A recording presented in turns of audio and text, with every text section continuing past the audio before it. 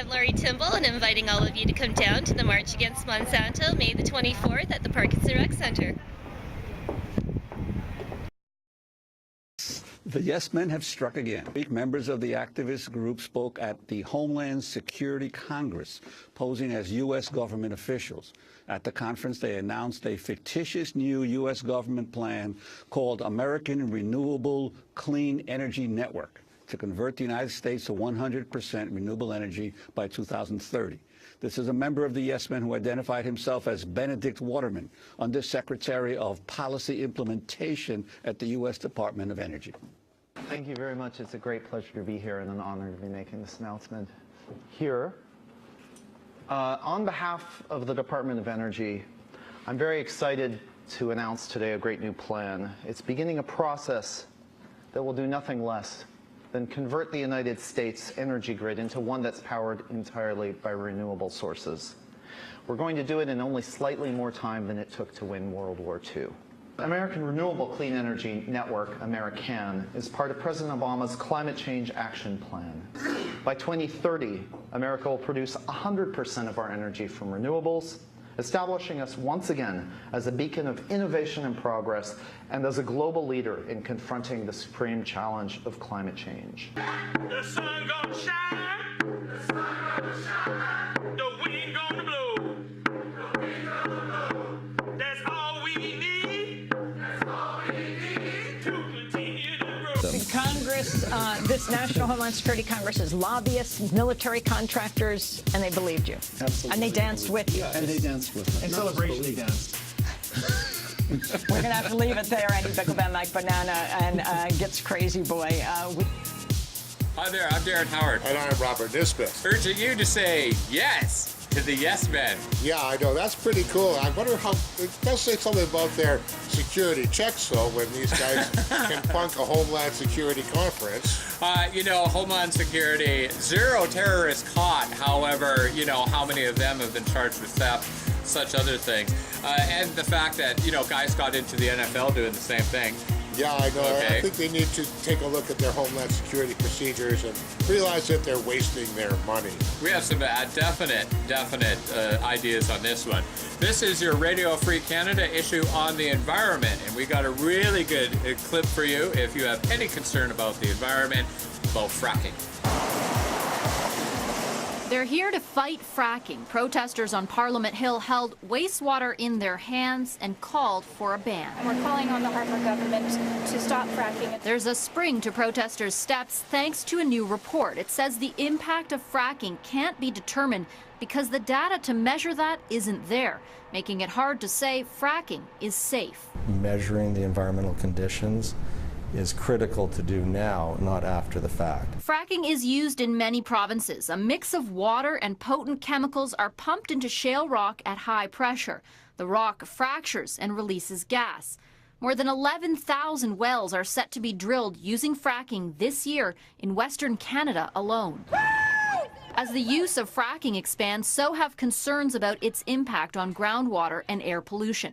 Environmentalists say this report shows a ban is needed. Government should put a moratorium on fracking until more science is done. But industry groups maintain regulations are in place and don't agree a slowdown is necessary, stressing fracking's economic importance. These technologies have increased the resource or the reserves substantially. It is the future.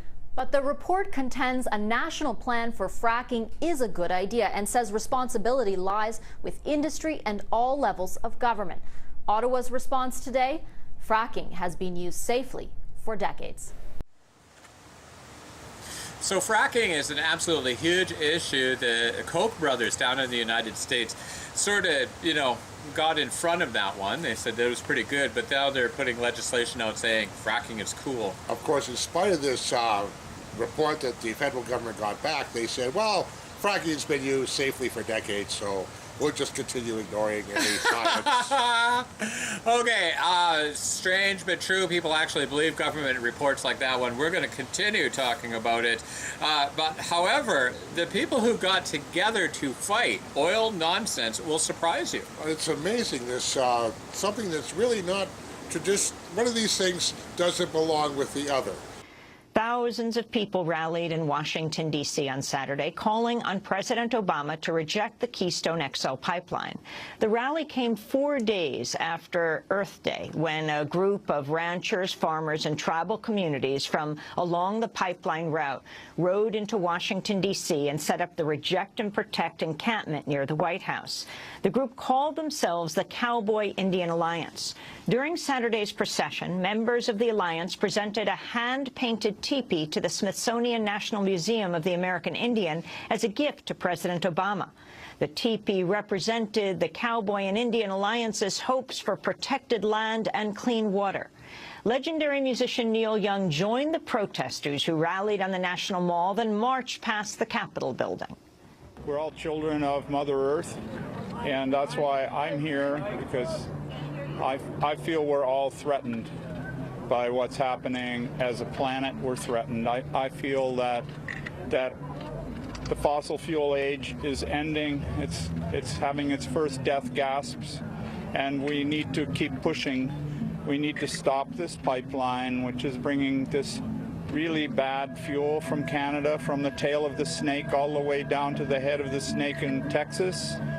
Saturday's rally came a week after the Obama administration announced it had again delayed a decision on approval or rejection of the Keystone XL pipeline that would carry tar sands oil from Alberta to the Gulf Coast. The State Department says it'll await the results of legal challenges to the pipeline's proposed route through Nebraska. That means a final move would not likely come until after the midterm elections.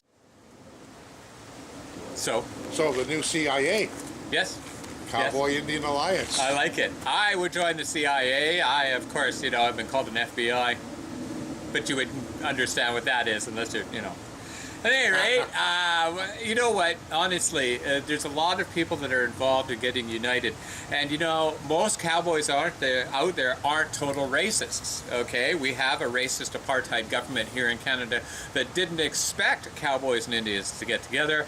Big thumbs up. 2 thumbs up? 2 thumbs up. All right, 2 thumbs up. They have definite concerns about the pipeline crossing aquifers and the impact it could have on agriculture. Little things like the Exxon Valdez pointing us in the direction oil is going. Of course, mainstream media is not covering the story, which is why we're doing it. Yeah, here's a little report on how often they've reported on the impacts of climate change. In 2013, the Union of Concerned Scientists surveyed media coverage on the cable news networks and found that in 2013, surprise, surprise, MSNBC did a very good job of covering the climate and covering it accurately, but lo and behold, CNN and Fox didn't do so well.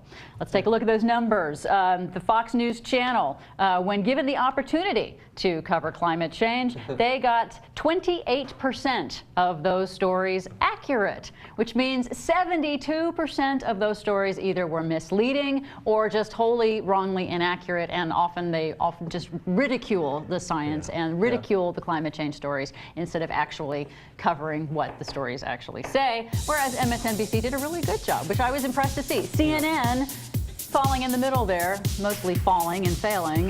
They did manage to cover some climate change. This is actually when they cover it. This is not just, hey, did they cover it at all, but when they covered it, when they chose. Yeah, and CNN generally doesn't, but when they do, they get it about 2/3 of the time they get it right. Yeah. So how did they get to the mainstream news like that? Well, there's, deep pockets funding the mainstream media. They're just corporate mouthpieces anyway. It's climate change deniers in action. Take a look at, what was it, The Daily Show or Late Night? Late Night, I think it was, who ran an awesome special. We're going to try and put that on for you about the argument from climate change deniers. I'm Darren Howard. And I'm Robert Nisbet. We're going to finish you off with a look at the Koch brothers. Yeah, Koch Industries, the biggest benefactors. And we've got part 2 coming up, but check this out. The Washington Post recently reported that the Koch brothers hold the largest foreign leases on oil sands, but not only. To discuss this and more, we are joined by Linda Solomon Wood. Linda Solomon Wood is the publisher and editor-in-chief of the Vancouver Observer. Thank you for joining us, Linda. So, Linda, how is the Canadian landscape changing as a result of Koch brothers spreading their wings over Canada? Yes, they are one of the region's largest leaseholders, rivaled only by Shell and perhaps Canadian Natural Resources Company. They are thought to have at least 1.1 million acres in the tar sands. And some industry insiders speculate that they actually have 2 million. But the Alberta government has confirmed the 1.1 million. Are there any resistance to this kind of political and ownership of the oil industry in this way in Canada? I think people are disturbed about it when it's brought to their attention. But part of the problem is that there is an ever decreasing number of journalists around to bring that to people's attention. How do you think this is going to influence the social fabric of Canada? It's hard to shed light on a very closeted and somewhat shadowed area.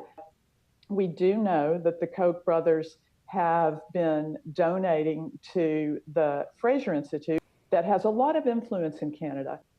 Yeah, so we were able to find that they had put $500,000 into the Fraser Institute. Thank you so much for joining us, Linda. Thank you, Sharmini. Why is there so much debt? 10 years before the financial crisis started, individuals and families in the UK had a total of £480 billion of debt. Since then, our debt has more than doubled. But who did we borrow all this money from? Was it from an army of grannies who have spent their whole lives putting money away for a rainy day? No. When you go into a bank and borrow a large amount of money to buy a small amount of house, that money doesn't come from somebody else's savings. It's just created out of nothing by the bank with a few taps on a computer keyboard. Sounds crazy, right? But this isn't some crime of the century. It's just the way the banks work. Here's how the Bank of England describes it. When banks make loans, they create additional deposits for those that have borrowed the money. Those additional deposits are just the numbers that appear in your account, which you can use to pay for your new house. In fact, around 97% of all the money that exists is created in this way, out of nothing, when banks make loans. Every loan they make creates brand new money in the economy, whether it's a personal loan, car finance, or mortgage. Now, here's the problem. If almost all the money we use is created by banks when they make the loans, then for every pound of money, there has to be a pound of debt. If we want more money in the economy, we have to go further into debt to the banks, because more borrowing from banks means more new money is created. But the process happens in reverse when we repay loans. When we pay down our debts, the money effectively disappears. This makes it impossible for all of us to reduce our debts. If we start paying it off, then the amount of money in the economy shrinks. Less money in the economy means less spending, and less spending means fewer jobs. So there's the choice. We can have either more money and more debt, or we can have less debt and less money. When the only way to get money into the economy is to borrow it from the banks that create it, then we'll always be trapped under a mountain of debt. But it doesn't have to be this way. If we took the power to create money away from banks, and instead have money created by a public institution that isn't chasing short-term profits, then this new money, as it supports jobs and the economy, could be used to pay down the debt. And we could finally start to clear this mountain.